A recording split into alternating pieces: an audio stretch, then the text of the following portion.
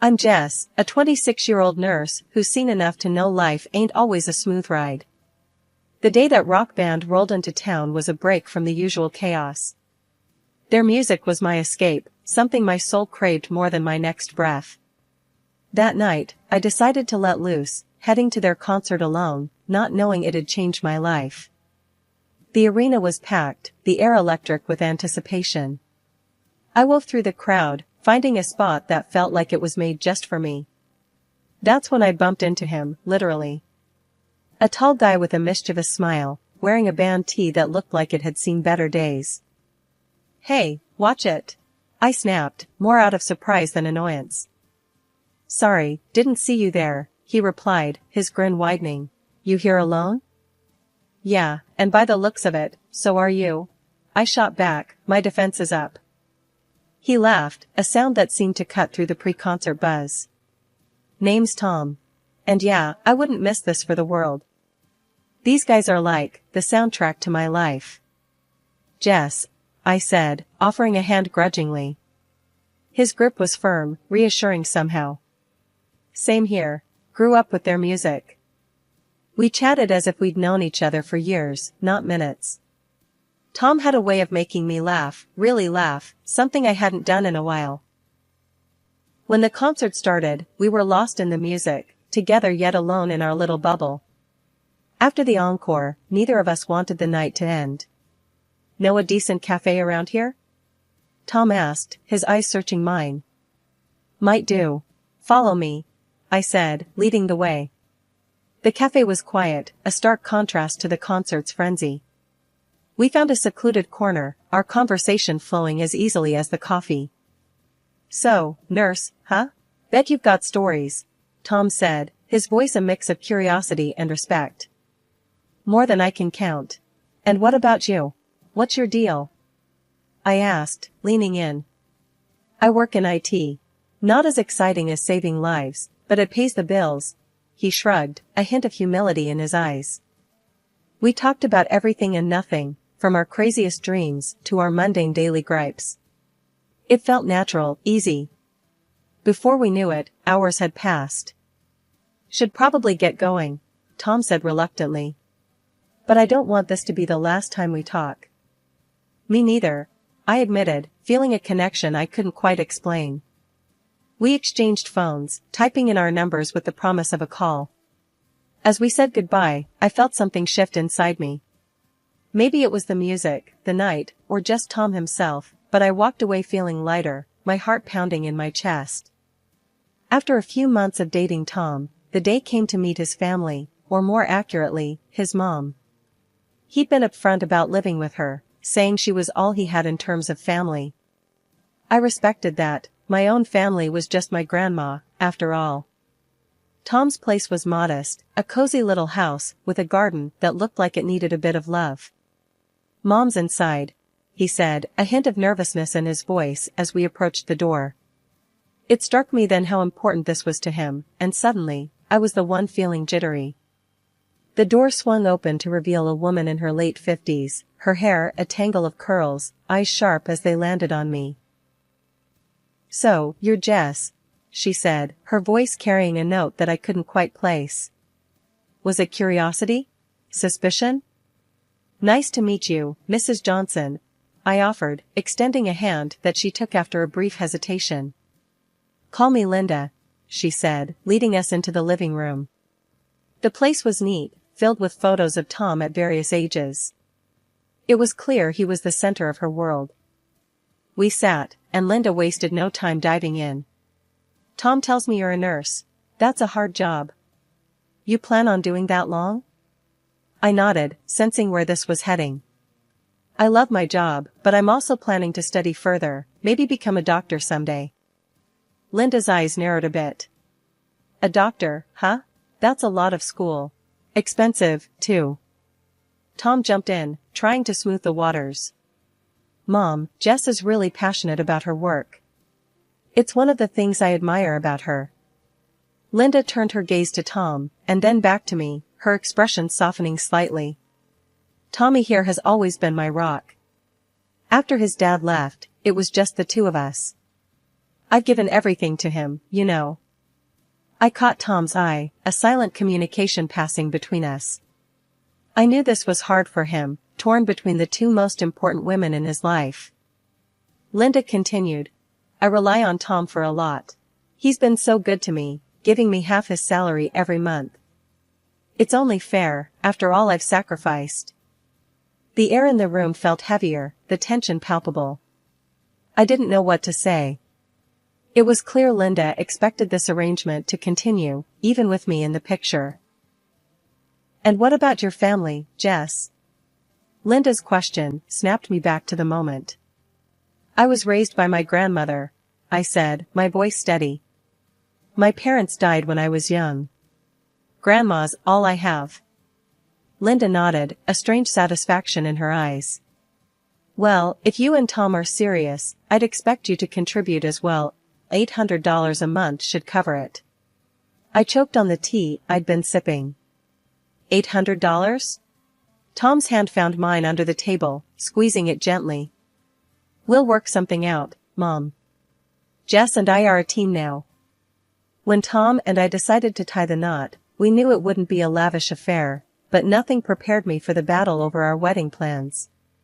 Linda had her own ideas about saving money, which basically meant cutting down our guest list to a handful and scrapping any unnecessary celebrations. I wanted simple, sure, but I also wanted some joy, some celebration of us. One evening, as we sat down with Linda to discuss the wedding plans, the tension was thicker than the coffee Tom had brewed. So, I was thinking, Linda began, in that way that told you she wasn't just thinking, she was deciding. Why waste money on a big venue when we have a perfectly good backyard? Tom squeezed my hand under the table, a silent plea for patience.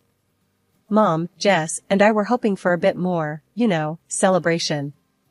Not just a backyard thing. Linda's eyes narrowed, her lips pursing in that familiar line of disapproval.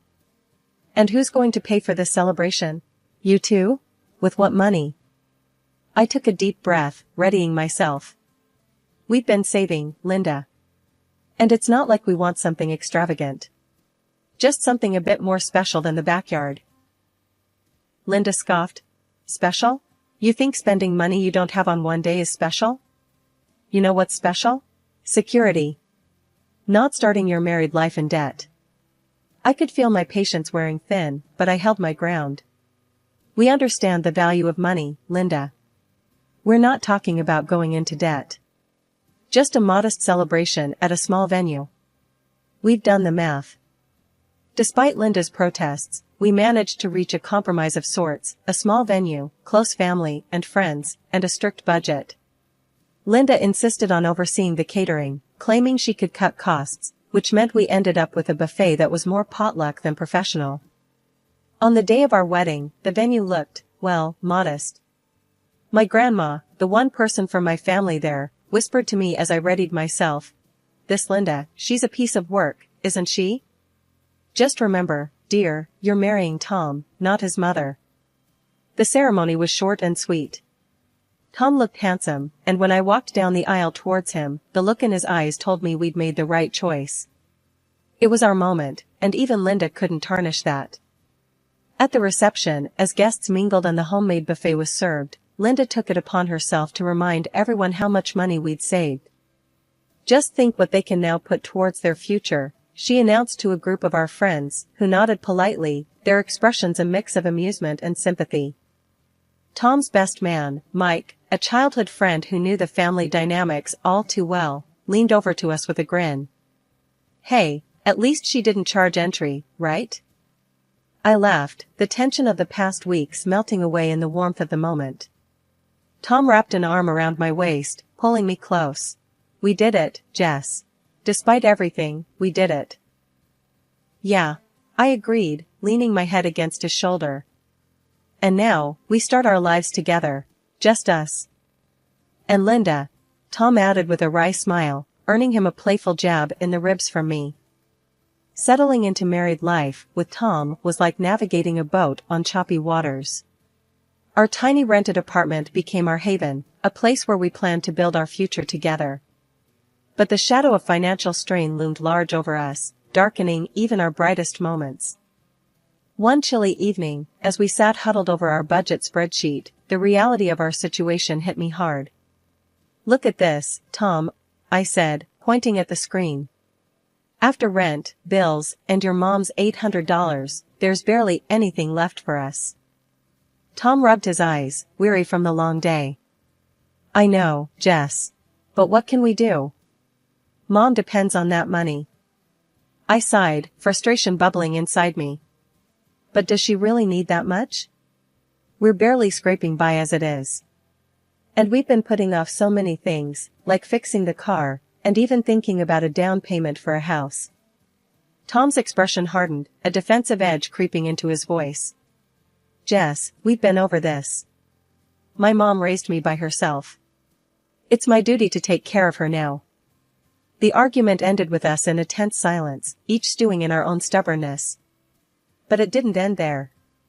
Linda, ever the persistent one, took to calling me regularly, each conversation a thinly veiled reminder not to forget the $800 monthly tribute to her bank account.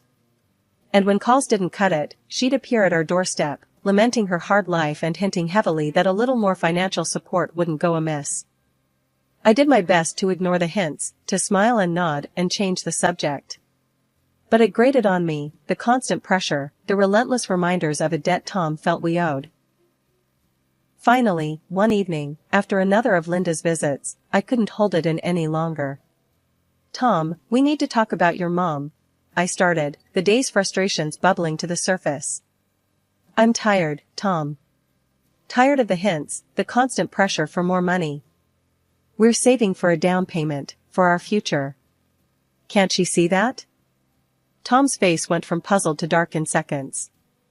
"My mom is always right, Jess," he said, his voice icy. "You have no right to talk about her like that. She sacrificed everything for me." His words hit like a slap. "So what, our plans, our future, doesn't count for anything?" I shot back, anger rising. That was it. Tom shut down, walls up, and suddenly we were two strangers living in the same space. He wouldn't talk to me, not really. Our conversations dwindled to nothing, replaced by messages left on stickers on the fridge. Need milk. Working late. The bare minimum of communication. One rare evening, when the silence felt a bit less oppressive, I decided to broach the subject, the words tumbling out of me before I could think better of it. "Tom, do you ever think about, us having kids?" Tom, who'd been half focused on some bills, looked up, his expression unreadable. "Kids? Jess, you know how Mom feels about that. She's already stretched thin with just us helping out." "Yeah, but it's not about her, is it? It's about us, what we want," I said, a hint of desperation creeping into my voice. Tom sighed, setting the bills aside. I know, but think about it. The money, the time. How are we supposed to manage all that? Plus, Mom, she's outright against it. Says it's too much expense, too much hassle." I felt a flash of anger, frustration. So, what? Her word is law now? What about what we want, Tom? What about our life together? The room went quiet again, the air thick with words we couldn't seem to say. Tom finally broke the silence. "I just don't think now's the right time, Jess. Maybe later, when things are better."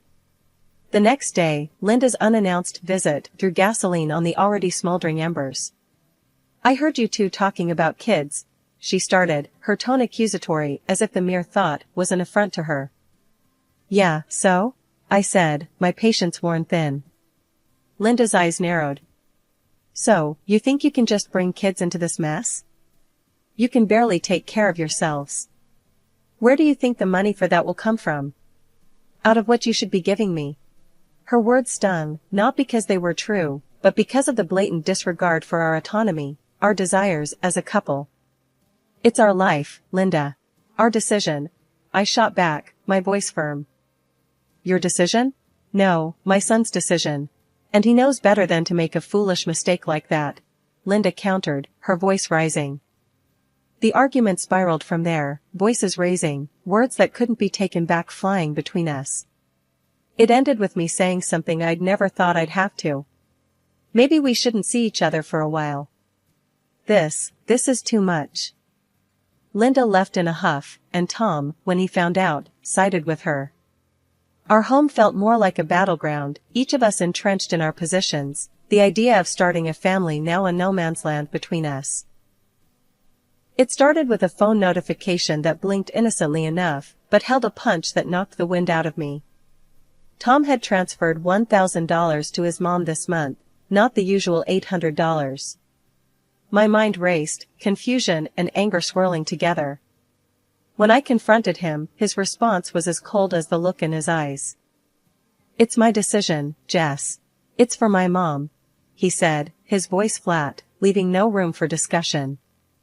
"But we agreed on a budget, Tom. We have our own needs, our own plans. How could you just change that without even talking to me?" I shot back, my voice rising with every word. Tom shrugged, a dismissive gesture that stung more than I expected. "Things change. I don't have to consult you on everything." That was the moment I felt it, the crack in what I thought was solid, the betrayal of our partnership. But the worst was yet to come. Days later, a friend from work, Carrie, called me, her voice hesitant. "Jess, I hate to be the one to tell you this, but I think you should know."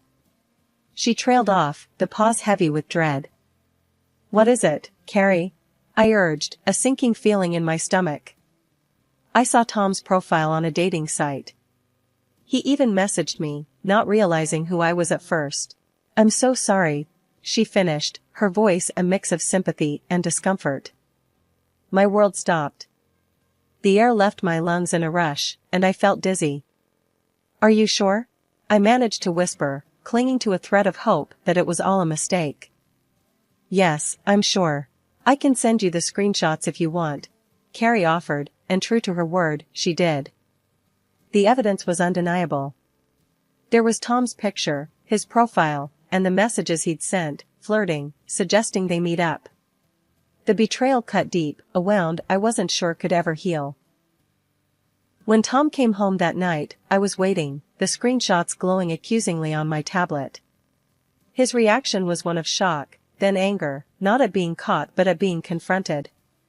"What, you're spying on me now? Invading my privacy?" he exploded, the audacity of his anger almost laughable. "Spare me, Tom. How long? How long have you been doing this?" I demanded, my voice shaking with emotion. Tom's anger fizzled out, replaced by a resignation that was somehow worse. "I don't know, Jess. A while, I guess. I needed something else. Something more. More than me. More than us," I said, the reality settling in like a stone in my stomach. "Yeah, I guess so," he admitted, and with those words, the last of my hope evaporated. "I want a divorce," I said, the words tasting bitter on my tongue. Tom looked at me then, really looked at me, and for a moment, I saw a flicker of the man I married. But it was gone as quickly as it came, replaced by a cold indifference. "Fine," he said simply. "If that's what you want." The divorce proceedings were quick, devoid of the messy entanglements that come with shared assets or children.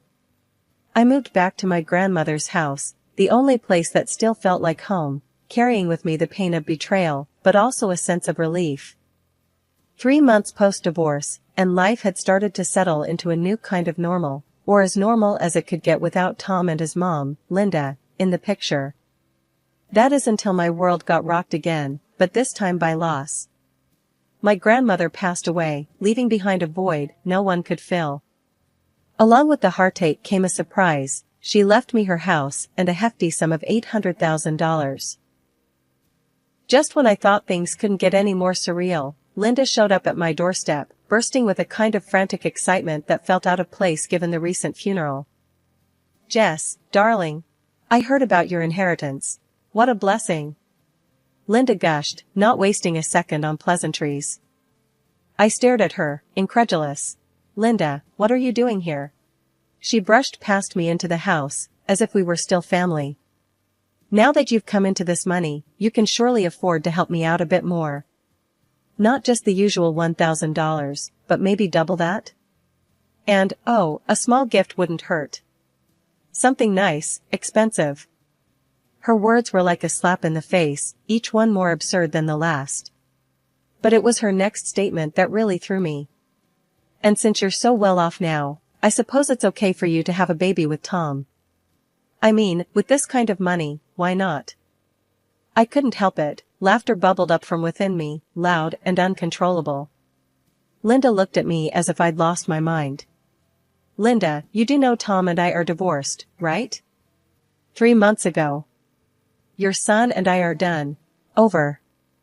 The look on her face was priceless, a mix of shock, disbelief, and something that looked suspiciously like panic. Divorced? But Tom never said. Why would he hide that? Maybe because he didn't want to crawl back to Mommy's house? Or maybe he thought you'd cut him off financially? I shrugged, the absurdity of the situation not lost on me. Linda fumbled for her phone, dialing Tom in a frenzy. The conversation was short and heated, her voice rising with every word until she finally hung up, her face pale. He said it's true. Said he didn't tell me because he wanted to maintain independence.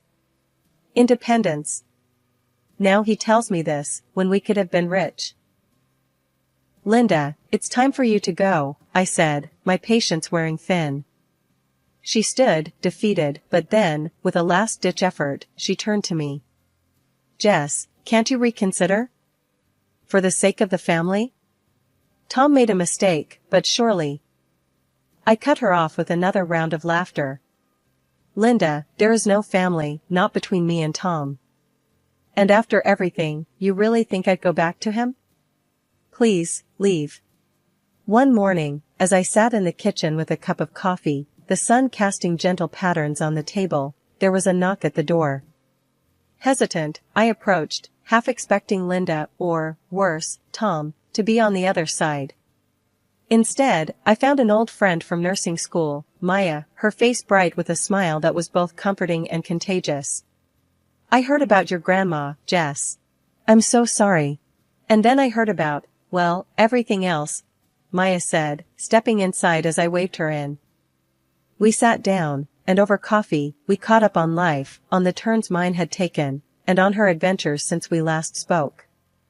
It was Maya who, after hearing my story, looked me dead in the eye and said, Jess, it's time. Time to move on, for real. You've got this chance, this freedom. What's stopping you from taking the leap? Her words struck a chord. I've been thinking, I started, my mind racing with possibilities. Maybe it's time to go back to school, like I always wanted. Get that degree, move into a field I'm passionate about. Yes. Maya clapped her hands, her excitement palpable. That's the spirit. Look, life's thrown you some curveballs, but you're still standing. And now you've got this incredible opportunity to do something just for you. The conversation with Maya lit a fire under me.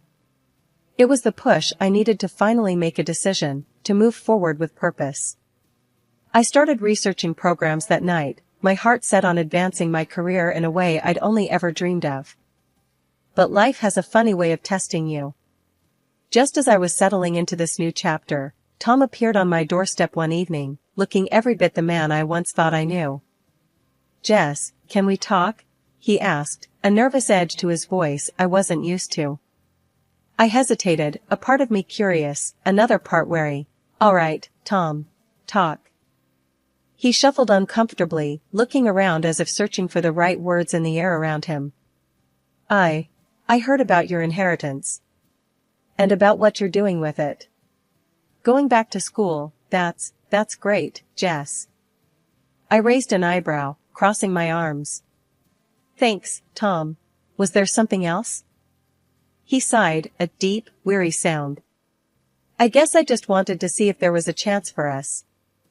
I'd been doing some thinking and...